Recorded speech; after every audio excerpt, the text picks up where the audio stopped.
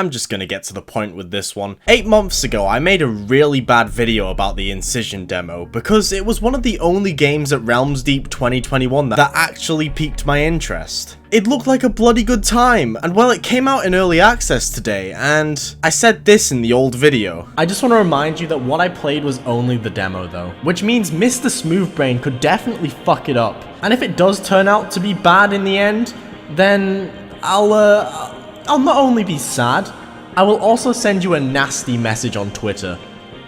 No pressure. Well past me? It is a bloody good time. Delete that nasty tweet you have in your drafts. Seriously, what the fuck was wrong with me 8 months ago? Why would I write this? I was provided a review copy of the game by the lovely developer himself, SmoothBrainDev. Which means I have to say the usual shit. Even though I was provided a review copy of the game, I will not be biased towards it. I will be looking at it in a critical way and critique the game where need be.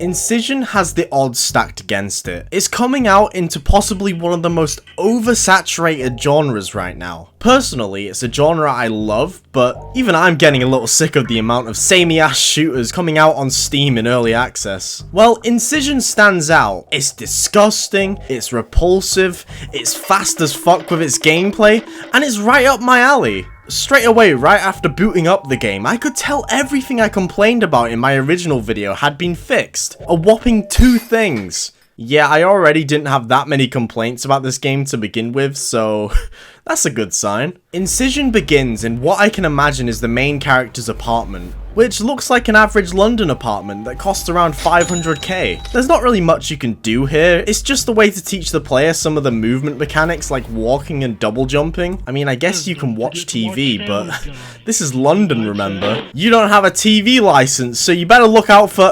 Oh, they're already here. Thankfully, you have this trusty revolver, which is your starting weapon. And we all know only the best games have you starting with a revolver. It's an awesome weapon that always feels useful. That's right, this game has a good starting weapon. Take notes, or fucking boomer shooter developers. There's also this incredible alt-fire mode for it that lets you spin the revolver, which you probably think is just to look flashy, right? Well, you probably noticed that it actually flashes. And if you shoot just as it flashes, you shoot out what I can only call a mini nuclear bomb. It is pretty fucking awesome. Now, we can't talk about weaponry without talking about the shotgun. And yeah, the shotgun in this game is great. I mean, that's enough reason to buy it, right? It's got a good shotgun. That's all that matters in the end of the day.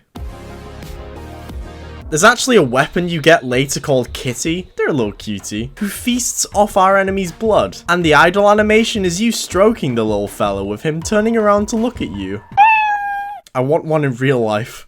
I've also used the assault rifle and the rocket launcher, and these 2 weapons are awesome to use too. I don't think there's a single bad weapon in this game so far. Enough about the weapons though. Let's talk about the things that you use the weapons on. The enemies.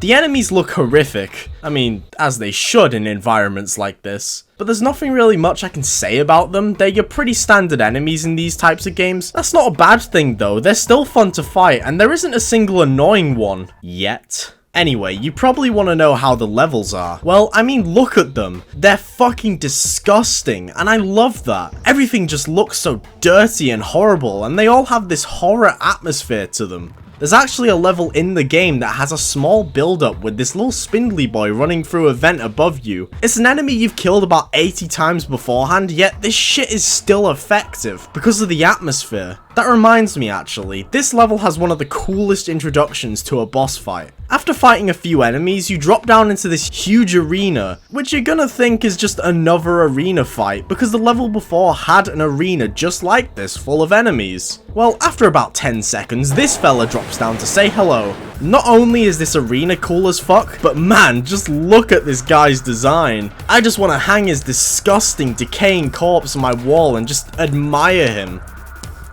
He's beautiful. Anyway, he demolished me almost instantly. Yeah, this game is hard. I should have mentioned that earlier. But it's hard in the same way Doom Eternal is hard. It's not frustrating, it's like the fair kinda hard, you know? That reminds me actually, Incision has a life system similar to the life system in Doom Eternal. Taking notes from the best FPS game ever made, I see. Yeah, Incision is fucking great, and I'm so excited to see what else this game has in store for me in the future. Incision is out in early access right now, and I'll be linking the Steam store page down in the description. I definitely recommend checking this game out, especially if you're a fan of first-person shooters. Anyway, lads, I'm gonna go back to playing Incision. I'll see you in the next video, I guess. I don't fucking know. I'm gonna go... whatever.